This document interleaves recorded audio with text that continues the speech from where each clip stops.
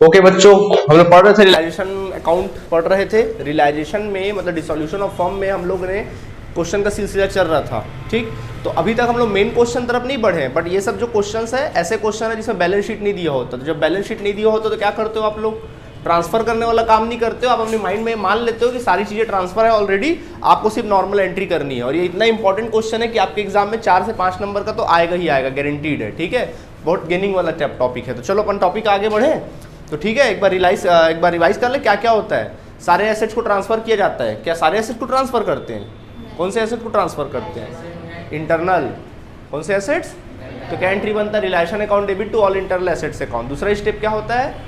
सारे outsider liabilities को transfer किया जाता है। क्या एंट्री बनता है? Outsider liability account debit to realisation account. आया बात समझ में कि नहीं आया? अब जब कभी कोई एसेट्स को बेचते हो और उससे पैसा रिकवर होता है तो क्या एंट्री करते हो? बोलो सब एक साथ, सब बोलो ना। वो तो पेमेंट का हो गया। मैं बोल रहा हूँ एसेट्स को बेचे, पैसा वसूल किए, पैसा आ रहा है जा रहा है, तो क्या एंट्री बनेगा? Bank account debit to realisation account. Okay, और जब आप पेमेंट करोगे कोई भी लाइबिलिटीज को तो क्या एंट्री बनेगा? Realisation account debit to bank account. अगर कोई एसेट्स पार्टनर ले लेता है, पार्टनर टेक ओवर कर लेता है तो क्या एंट्री बनता है? Partners capital account debit to realisation account. ठीक है, और अगर कोई लाइबिलिटी को पार्टनर बियर कर लेता है तब realisation account debit to partners capital account. क्या एक दो लोग बोल रहे, बाकी लोग को कुछ साफ सूंघा हुआ है क्या? हाँ, क्या आपने माइंड में तुम लोग बैठा के रखे हो कि तुम लोग गधे हो नहीं, लेकिन बैठा के रखे हो। बचपन से कोई बोल दिया है क्या? पता है कभी हाथी देखे हो? हाथी कभी देखना, हाथी देखना जनरली, अब ये तुम लोग को पता नहीं होगा, जनरली कभी देखना बड़े हाथी को, जो बड़ा हाथी होता है उसको छोटे जंजीर से बांधा जाता है, पतले जंजीर से बांधा जाता है, पता है। और जो छोटा हाथी होता है, जो बच्चा होता है, उसको मोटे जंजीर से बांधा जाता है। भाई ताकत किस में ज़्यादा है? तो बड़े हाथी को एकदम पतले जंजीर से, अगर वो थोड़ा सा हल्का सा पैर हटाएगा ना, कट से टूट जाएगा जंजीर, इतना जंजीर से बांधा जाता है, पतले जंजीर से। और बड़े हाथी को, छोटे हाथी को बल्कि मोटे जंजीर से बांधा जाता है। कारण क्या इसका? कारण क्या इसका? क्या? तो भाई छोटा हाथी को बड़े जंजीर से बांध रहे, मोटे जंजीर। हाँ, वेरी गुड, चलो वेरी गुड, चलो इतना तो पता है। Good good good. क्या होता है, जब छोटा हाथी रहता है तो अपनी माँ के पास जाने के पास क्या करता है, वो जंजीर को तोड़ने की कोशिश करता है, खूब तोड़ता है, खूब तोड़ता है, तोड़ नहीं पाता उसको, मोटा जंजीर रहता है। लेकिन होता है कि तोड़ने की कोशिश करता नहीं होता, लेकिन इस तोड़ने के प्रोसेस में क्या होता है, उसको घाव बन जाता है, उसके शरीर पे, उसके पैर पे घाव बन जाता है। अब वो जब जंजीर को और ज़्यादा खींचता है तो उसको और ज़्यादा दर्द होता है, फिर खींचता है और ज़्यादा दर्द होता है। तो दर्द जो है उसके दिमाग में क्या हो जाता है, बैठ जाता है, क्योंकि जब मैं जंजीर खींचूंगा तो मुझे उतना ही पेन होगा। तो जंजीर खींचना क्या कर देता है, छोड़ देता है। अब धीरे धीरे जब वो बड़ा हो जाता है तब उसके दिमाग में बैठ चुका है कि जंजीर को मैं खींचूंगा तो क्या होगा, कोई मतलब नहीं खींच के, क्योंकि खींचूंगा फालतू में को घाव होगा और दर्द होगा, वो माइंड में बैठ गया है। तो जब बड़ा हाथी होता है उसको पतले जंजीर से बांध दिया जाता है, क्योंकि उसके माइंड में बैठ चुका है। वैसे तुम लोग के माइंड में बैठ चुका है कि तुम लोग गधे हो, शुरू से तुम लोग को बता दिया गया तुम लोग पढ़ नहीं सकते हो। तो कोई चीज़ सीखने वाली चीज़ भी ना, ईजी चीज़ भी कोई सिखाता है तो उसको आप सीखना ही नहीं चाहते हो, क्योंकि आपने माइंड में बैठाल के रख लिया कि हमसे होगा ही नहीं।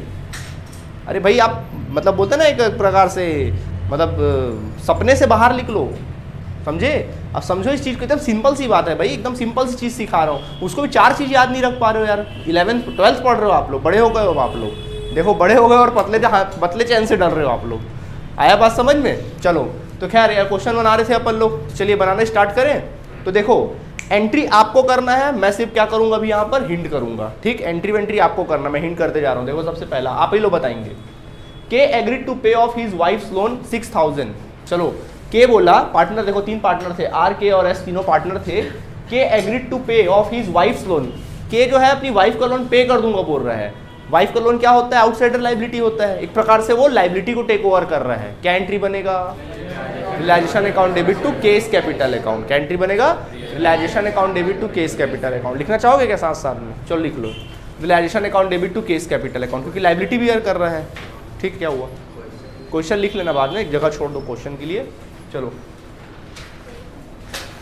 जल्दी नोट करें, रियलाइजेशन अकाउंट डेबिट टू, हाथ जल्दी जल्दी चलाओ यार। Realisation account debit to case capital account, question बाद में लिखना जो लोग नहीं लिखे। Realisation account debit to case capital account, come on. Realisation account debit to case capital account. ठीक है, समझ में आया लाइन?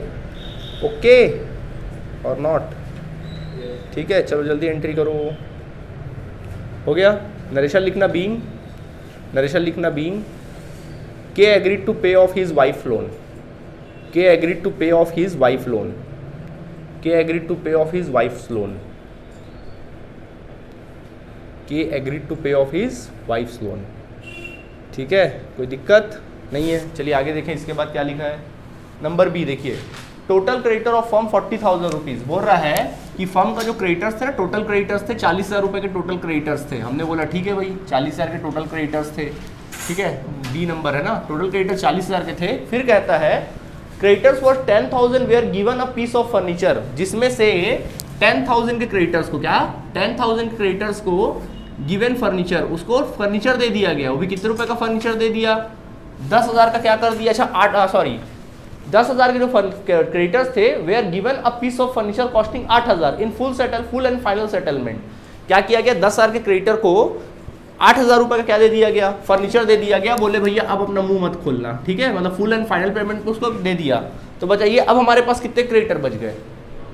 40,000 के क्रेडिटर थे, 10,000 के क्रेडिटर को हमने 8,000 का फर्नीचर उठा के दे दिया। बोले भैया अब मुंह मत खोलना, अब जाओ। हो गया फुल सेटलमेंट। अब बचे कितने के creditor?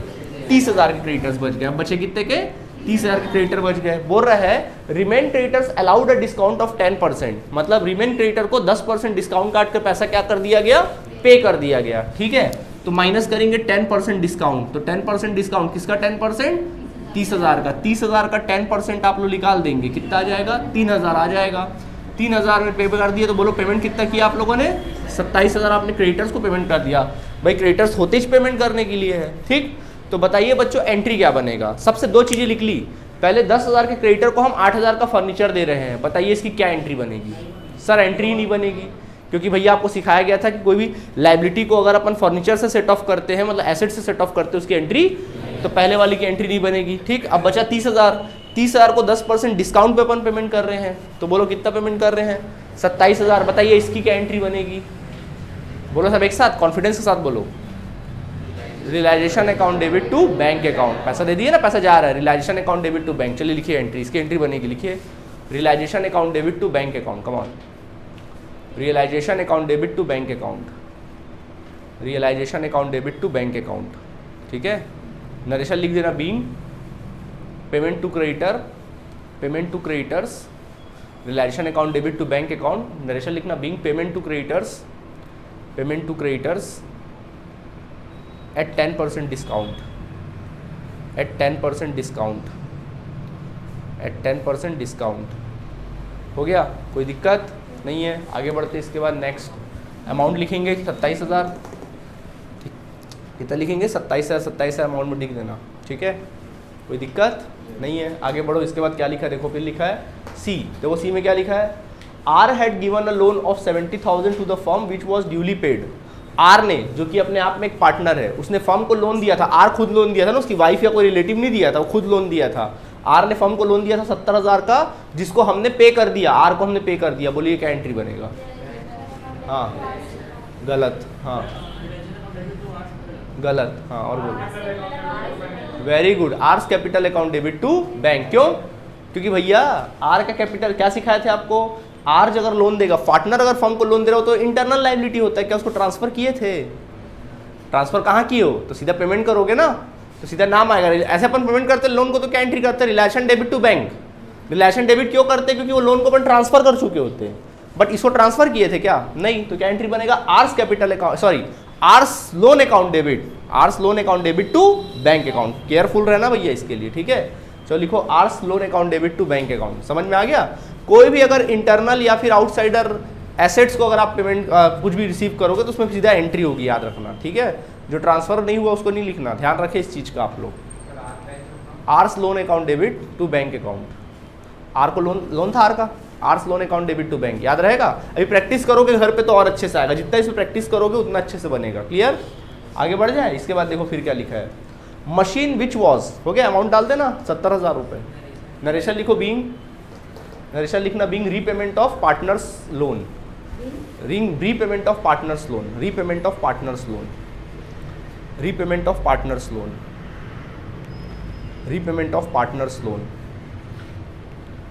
Repayment of partners loan, partners loan, repayment of partners loan, repayment of partners loan. हो गया, ठीक। चलो आगे बढ़ते हैं। इसके बाद नेक्स्ट आर का खत्म। अब देखो फिर क्या लिखा, आप ही बताइएगा।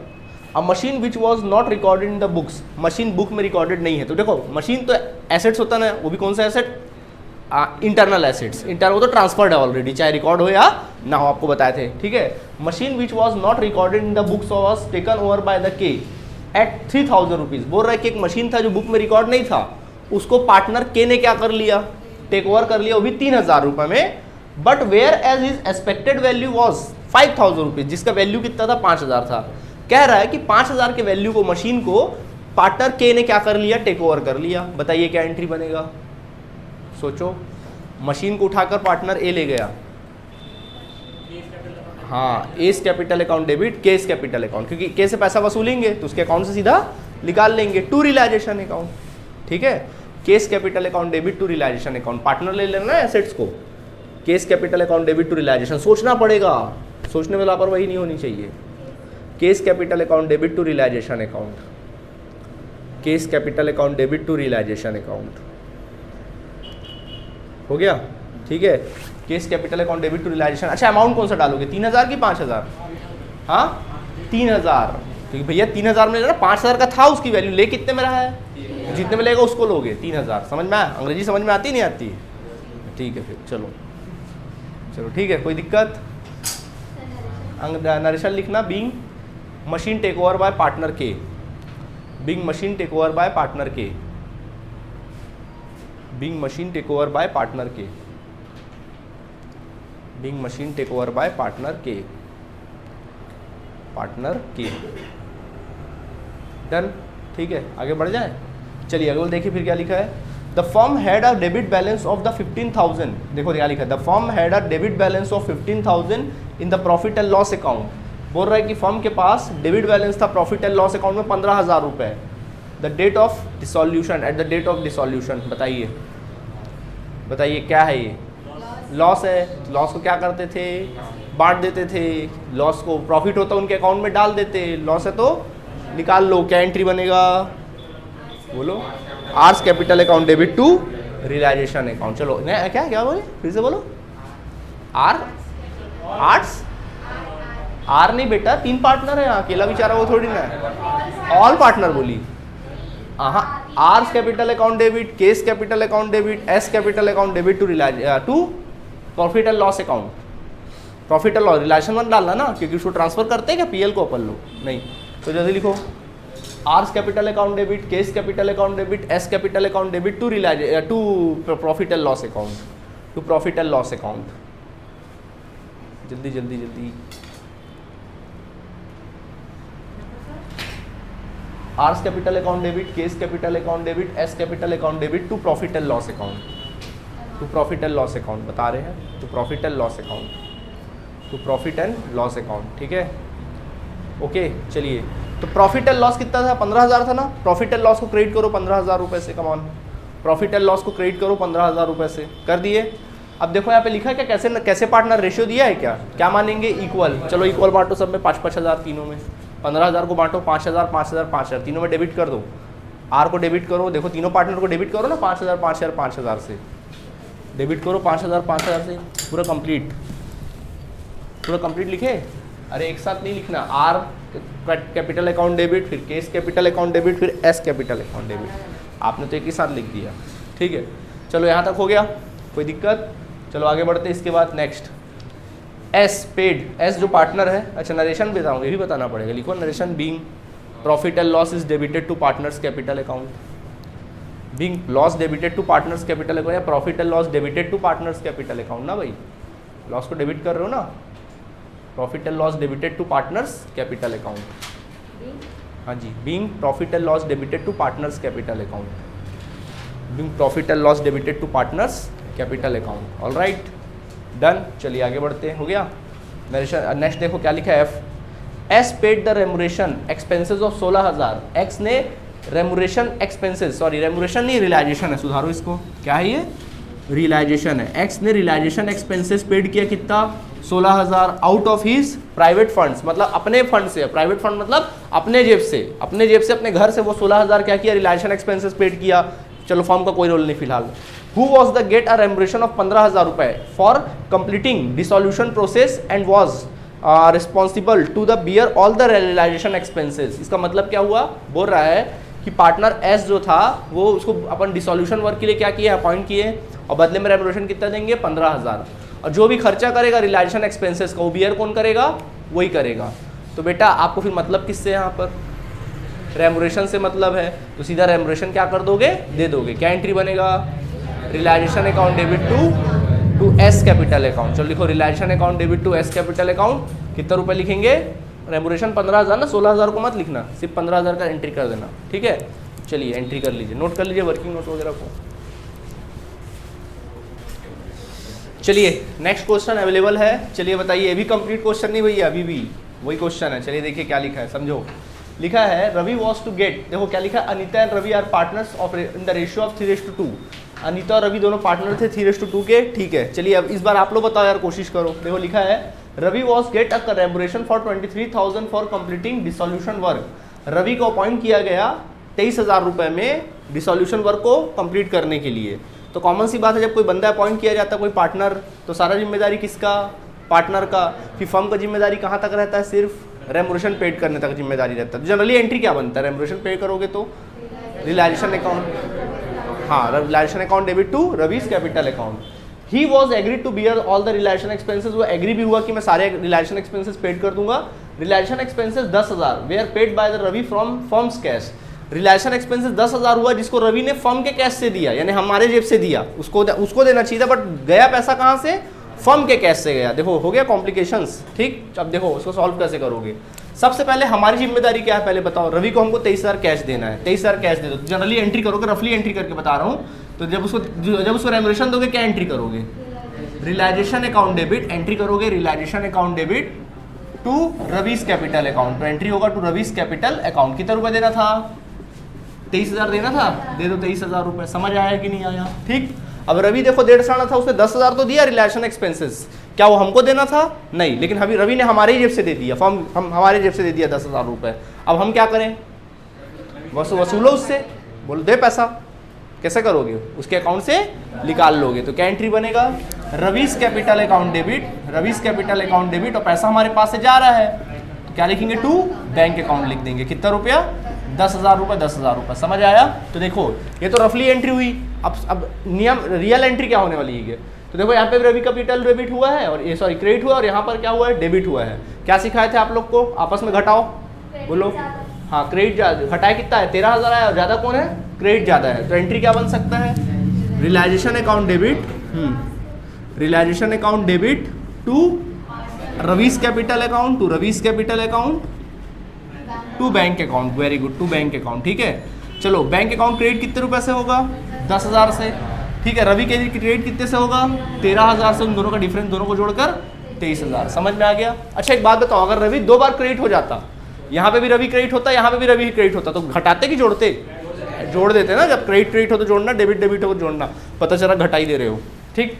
कोई दिक्कत। चलो तो ये वाला एंट्री लिखो, चलो कमॉन ये वाला एंट्री लिखो, relation account debit to Ravi's capital account to bank account. ये तो रफली एंट्री है, इसको सिर्फ समझने के लिए ये वाला एंट्री लिखोगे। जो एंट्री लिखोगे ये वाला लिखोगे, relation account debit to Ravi's capital account to bank account. Come on, relation account debit to Ravi's capital account to bank account, realisation account debit to Ravi's capital account to bank account. जल्दी लिखो, हो गया।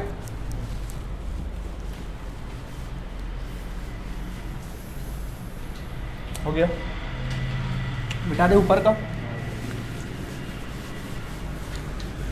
चलो हो गया यार, अभी हो गया ये भी। चलो ठीक है, नेक्स्ट क्वेश्चन देखो। नेक्स्ट क्वेश्चन क्या लिखा है, बी कहता है Amit an old customer. Amit partner नहीं है, एक ओल्ड कस्टमर है। कई बार बच्चे क्या करते हैं, नाम दिया तो सीधा पार्टनर मान लेते हैं। नहीं भैया, अमित देखो, अमित नाम लिखा है क्या कहीं, नहीं। Amit is an old partner whose account for 60,000 rupees was written off as bad debts in the previous year. बोल रहा है कि एक अमित हमारा पुराना कस्टमर था जिससे अपन को 60,000 रुपये पैसा वसूलना था।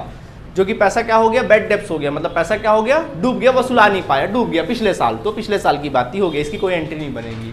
अब बोल रहा है पेड 90%, अब वो हमको पे कर रहा है कितना, सडनली देखो कितना किस्मत अच्छा है कि सडनली पैसा क्या हो रहा है, वापस आ रहा है, सडनली पैसा वापस आ रहा है, अच्छी बात है ना, पैसा आ रहा है तो क्या होगा, bank account debit to realisation account, वसूल हो रहा है ना, bank account debit to realisation account, लिखिए entry, bank account debit to realisation account, लिखिए लिखिए bank account debit to realisation account, bank account debit to realisation account, ठीक है। अब सवाल तो सर अमाउंट कितना लिखेंगे, तो बेटा 60,000 का था वो कस्टमर, कितना पैसा दे रहा है 90%, 60 का 90% निकाल दो 54,000, गुड, लिख लो 54,000, ठीक है, अमाउंट में डालो 54,000, 54,000, नरेशन लिख सकते हो बीइंग, वहाँ ब्रैकेट में लिख लेना कहीं 60,000 का 90% लिख लेना, ठीक है, हाँ वहाँ नरेशन लिख देना being bad debts, recovery of bad debts, recovery of bad debts लिख लेना, recovery of bad debts, narration लिख लेना being recovery of bad debts, recovery of bad debts, ठीक है, कोई दिक्कत नहीं है, आगे बढ़ जाए, रिकवरी ऑफ बैड डेब्ट्स हो गया, चलो क्लियर है यहाँ तक, ओके नेक्स्ट।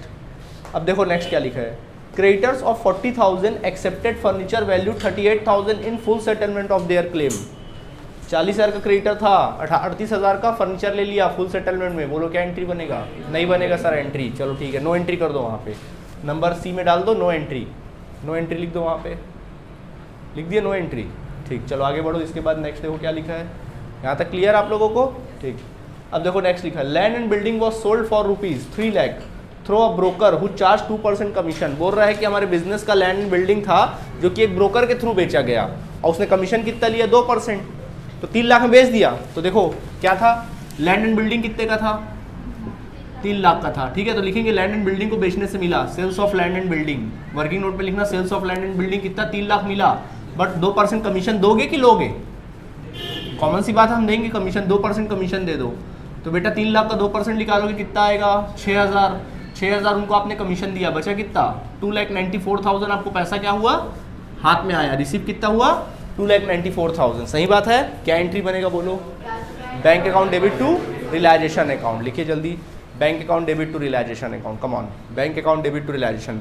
जब तक घर में क्वेश्चन नहीं बनाओगे, प्रैक्टिस नहीं करोगे, तब तक समझ नहीं आएगा, सिर्फ यहाँ से क्लास अटेंड करके चल जाओगे, भैया ऐसा नहीं होता ना, चलो हम भी पढ़ते थे तो हम भी प्रैक्टिस करते थे ना, ऐसा थोड़ी ना पढ़ लिया हो गया, क्या एंट्री बनेगा, bank account debit to realisation account, 2,94,000, amount में डालना 2,94,000, 2,94,000 हो गया, 2,94,000 लिखा गया, ठीक, बढ़ जाए आगे, नरेशन लिखना being sales of land and building and paid commission, sales of land and building and paid commission, being sales of land and building and paid commission, sales of land and building and paid commission and paid commission, sales of land and building and paid commission, done, ठीक, लिख लिया 2,94,000। Next में आ जाओ, देखो जल्दी क्या लिखा है, देखो बहुत इंपॉर्टेंट है ये, देखो ये क्या लिखा है, there are 500 shares of 40 each, बोल रहा है कि 500 शेयर थे 40 ईच इन विजन लिमिटेड, कौन सी कंपनी, कोई विजन लिमिटेड में हमने इनके शेयर्स थे, मतलब एक तरह से इन्वेस्टमेंट था, शेयर वेयर किसी कंपनी में होता है ना उसको इन्वेस्टमेंट बोलते हैं, तो एक प्रकार से 500 रुपये का 40 रुपये के रेट से, यानी 20,000 रुपये का क्या था इनका इन्वेस्टमेंट था, acquired at a cost of 22,000, जिसको इन्होंने 22,000 में खरीद रखा था, उस समय खरीदा था, ठीक है, 20,000 का है बट खरीदा उसने 22 का था, यानी इन्वेस्टमेंट 22,000 का था, वैल्यू है 22,000 का, ठीक है, and had been written off completely from the books, जो कि बुक में रिटर्न ऑफ हो गया, रिटर्न ऑफ का मतलब रिलायशन में ट्रांसफर हो चुका है, these shares where now value of 50,000, आज के डेट में उस शेयर का वैल्यू क्या है 50 रुपये है, जो वैल्यू कितना था 40 रुपये था, आज उसकी वैल्यू 50 रुपये है, and divided among the partners to their profit sharing ratio, उस शेयर को, उस इन्वेस्टमेंट को उन्होंने पार्टनर में क्या कर लिया, आपस में बांट लिया, यानी एक प्रकार से एसेट्स है ना, दोनों पार्टनर ने इस एसेट्स को क्या कर लिया, टेक ओवर कर लिया, एक तरह से क्या कर लिया अपने प्रॉफिट शेयरिंग रेशियो में, तो बोलो बच्चों क्या एंट्री बन सकता है इसका, दोनों पार्टनर ले रहे हैं एसेट्स को, क्या एंट्री बनेगा, Anita's capital account debit, Ravi's capital account debit to realisation account, समझ आया ना, एसेट ले रहे ना पार्टनर, उनके अकाउंट से पैसा निकाल लेंगे, लिखो Anita's capital account debit, Ravi's capital account debit to realisation account. यार कुछ अलग पढ़ा रहा हूँ तो बोल देना मेरे को, कुछ अलग पढ़ा रहा हूँ क्या, सिर्फ क्वेश्चन को डिकोड करना और उसको एंट्री करना और कुछ भी नहीं है, जितना बात मैंने शुरू में सिखाया था उसी बात पे हूँ ना, कि अलग से कुछ बता रहा हूँ? मुस्कुरा रहे हो यार, लगता अलग से बता रहा हूँ। ठीक है, लिखे Anita's capital account debit, Ravi's capital account debit to realisation account, हो गया। अब अमाउंट कितना डालोगे? तो देखो अमाउंट कितना डालोगे, देखो आज की डेट में इन्वेस्टमेंट कितने का है, कौन सा वाला था यार, ये सी था या नहीं, ये डी था, ये कौन सा वाला ई है, हाँ। तो देखो इन्वेस्टमेंट का वैल्यू आज की डेट पे कितना है, इन्वेस्टमेंट का वैल्यू 500 शेयर है, 25 रुपये, नहीं कितने रुपये के रेट से, 50 रुपये के रेट से, हाँ। तो कितना, 25,000 का है। इसको दोनों पार्टनर में बांट दिया गया, किसमें, अनीता में और रवि में, किस रेशियो में, 3:2 में। चलो बांटो तो कितना कितना आएगा, 25,000 को बांटोगे तो हाँ 15,000 और कितना 10,000। चलो अनीता को डेबिट करना 15,000 से, रवि को डेबिट करना 10,000 से, क्या हुआ 22,000 का कोई वैल्यू नहीं, वो था अभी जितने में लिए उतने को लेते हैं ना, जो रिसेंटली वैल्यू है, रिसेंट जो वैल्यू उसको ले लेते हैं। ठीक है, अमाउंट में डाल दो। चलो 15,000 डेबिट करो अनीता को, रवि को डेबिट करो 10,000 से, दोनों को जोड़कर कितना 25,000। Done, okay. नरेशन लिख लेना बीइंग शेयर्स, नरेशन लिखो being 500 shares, being 500 shares of ₹50 each, being 500 shares of ₹50 each, take over by partners in their profit sharing ratio, take over by partners in their profit sharing ratio. पूरा profit sharing मत लिखना, PSR लिख देना, profit sharing ratio, in their profit sharing ratio. कोई दिक्कत नहीं है, बढ़ जा आगे। चलिए आगे बढ़े। अब देखो बच्चों क्या लिखा है, रियलाइजेशन प्रॉफिट वॉज 45,000, इस प्रोसेस में रियलाइजेशन में प्रॉफिट हुआ 45,000 का, क्या करोगे, क्या एंट्री बनेगा, पार्टनर्स टू रियलाइजेशन है तो आपने निकाल लिया भैया, प्रॉफिट में तो लॉस है क्या, realisation account debit to Anita's capital account to Ravi's capital account. चलिए लिखिए realisation account debit, come on, realisation account debit to Anita's capital account to Ravi's capital account, ठीक है, to Anita's capital account to Ravi's capital account. Realisation को debit कर देना 45,000 से और उसको बांट दो 3:2 में बांट देना, कितना आएगा 27,000, 27 और 18,000। चलो ठीक है, नोट कर लो। ओके स्टूडेंट्स, चलिए देखिए अब एक क्वेश्चन अवेलेबल है, इस बार देखो इस क्वेश्चन में बनवाऊंगा नहीं, क्वेश्चन में हिंट करूंगा, बनाना आपको है, नॉर्मल बनवा दे रहा हूँ, वर्किंग नोट वगैरह मैं कर रहा हूँ, एंट्री आपको करनी। चलो देखो सबसे पहले लिखा है give the journal entries to record the realisation of various assets and liability. पहले तो आपको वेरियस एसेट्स और लायबिलिटीज का रिकॉर्ड करना है, रिकॉर्ड है ऑलरेडी, इसकी नई भी एंट्री करोगे तो चल जाएगा। एंट्री करने का शौक है तो पता है ना क्या एंट्री होता है, various assets account debit to realisation, realisation account debit to various assets account, और लायबिलिटी के लिए क्या होता है, various liabilities account debit to realisation account, ये एंट्री हो जाएगी। इसके बाद बी देखो क्या लिखा है, a firm had a stock of 1,60,000, firm के पास 1,60,000 का स्टॉक था। Aziz a partner took over 50% of the stock at the discount of 20%, अजीज ने 50% स्टॉक को अजीज ने 20% डिस्काउंट पे टेक ओवर कर लिया। एंट्री क्या बनेगी, अजीज ने ले लिया है, बताइए, अजीज ने स्टॉक ले लिया ना, बताओ, Aziz capital account debit to realisation account, ये एंट्री करेंगे। अमाउंट क्या निकलेगा भी बता देता हूँ, ठीक है। और रिमेनिंग स्टॉक, बचा हुआ stock sold at for profit of 30%, 30% profit में क्या कर दिया गया, बेच दिया गया। तो बनाए इसको, देखिए वर्किंग नोट कैसे करोगे, क्वेश्चन ने बोला है कि स्टॉक, क्वेश्चन नंबर कितना बी है ना, देखो स्टॉक बोल रहा है कुल मिला के स्टॉक कितने का था, 1,60,000 का था, ठीक। अब उसमें क्या बोलता है 50% ऑफ स्टॉक, जैसा बोला है वैसे करो, दिमाग लगाओ, क्या बोला है, Aziz a partner took over 50% of the stock, तो स्टॉक का कितना परसेंट, 50% ऑफ स्टॉक, तो 50% कितना, 1,60,000 का 50% कितना, 80,000, 80,000 रुपए के स्टॉक को अजीज ने उसको कितना परसेंट डिस्काउंट, 20% डिस्काउंट पे ले लिया। 20% डिस्काउंट, 80,000 का 20% निकालो कितना आएगा, 16,000 आएगा, है ना, 16,000 डिस्काउंट पे ले लिया, तो 16,000 घटा दो इस पे, कितना आ जाएगा, ये आ जाएगा 4, ठीक है, 7 में से एक जाएगा 6, 64,000 कितने में ले लिया, 64,000 में take over by Aziz, take over by Aziz, partner Aziz है, पार्टनर क्या है, अजीज जो है वो पार्टनर है, तो क्या एंट्री बनेगा, अजीज के पैसा निकालेंगे उसके अकाउंट से, तो Aziz capital account debit to realisation account, क्या एंट्री बनेगा, Aziz capital account debit to realisation, clear है, ये एंट्री बन जाएगा, ठीक। अब कहता है कि बचा हुआ स्टॉक को बेच दिया गया 30% में, तो बोलो बच्चों बचा स्टॉक कितना, बताओ, 1,60,000 में से 80,000 का हिसाब किताब हो गया, अब बचा कितना, 80,000 रुपए के स्टॉक को क्या 80,000 के स्टॉक को सेल्स कर दिया गया। कितना सेल्स कर दिया गया? 80,000 का स्टॉक था, उसमें 30% प्रॉफिट लेते हुए, तो प्रॉफिट ले लो 30%, 30% प्रॉफिट लो, 80,000 का 30% 24,000, ठीक है। 24,000 लोगे कितना आ जाएगा? 1,04,000। 1,04,000 में स्टॉक को सेल कर दिया गया, तो बताइए क्या एंट्री बनेगा? Bank account debit to realisation account. तो दो एंट्री बना, Aziz capital account debit to realisation, और यहाँ पैसा आ रहा है तो bank account debit to realisation. एकदम सिंपल है, क्लियर, डन, ओके। नेक्स्ट बढ़ते इसके बाद। अब देखो डी में क्या लिखा है, कहता है land and building book value 1,60,000। एक लैंड एंड बिल्डिंग था जिसका बुक वैल्यू 1,60,000 था, ठीक है, होने दो। सोल्ड फॉर रुपीज 3 लाख, उसको 3 लाख में बेचा गया, तो अपने को मतलब किससे? 3 लाख से ना। Through a broker who charge 2% commission, जो कि ब्रोकर के थ्रू बेचा गया, 2% कमीशन, अभी जस्ट बनाए थे अपन। तो देखो क्या बोल रहा है, लैंड एंड बिल्डिंग था, लैंड एंड बिल्डिंग को आपने सेल किया, कितने में सेल किया? बोलो बोलो बोलो, 3 लाख में आपने सेल कर दिया। लैंड एंड बिल्डिंग को 3 लाख में सेल कर दिया। क्या 3 लाख आया? नहीं सर, उसमें हमने 2% कमीशन खर्चा कर दिया, सामने वाले को कमीशन दे दिया, ब्रोकर को पेड कर दिया कमीशन, बुक वैल्यू से कोई वास्ता नहीं आपका, ठीक है। तो देखो कितना पेड कमीशन? 6,000। तो बोलो पैसा दे दिया आपने 6,000, तो रोकड़ा कितना आया हाथ में? 2,94,000। ये पैसा आया, रिसीव हुआ, क्या बोल सकते हैं? Net amount realised, net realised from sales of land and building. कितना पैसा रियलाइज हुआ? 2,94,000। क्या एंट्री बनेगा बोलो? Bank account debit to realisation. एहसान करो भाई, बाकी बच्चे ही बोल के बोलो, हाँ, रियलाइजेशन अकाउंट। समझ में आ गया? नेक्स्ट बढ़ जाए आगे। अब देखो क्या लिखा है, plant and machinery book value 60,000। एक प्लांट एंड मशीनरी जिसका बुक वैल्यू 60,000 था, was handed over to a creditor, उसको एक क्रेडिटर को उठा के दे दिया गया। एक प्लांट एंड मशीनरी था, उसको क्रेडिटर को उठा के दे दिया गया, agreed to valuation of 10% less than the book value. No entry sir, जब एंट्री नहीं होगी तो अमाउंट निकालने का भी सवाल नहीं उठता। समझ आ गया कि नहीं आ गया? ठीक है, आगे नो एंट्री लिख लेना इसमें, done. Investment whose face value was 4,000 was realise at 50%।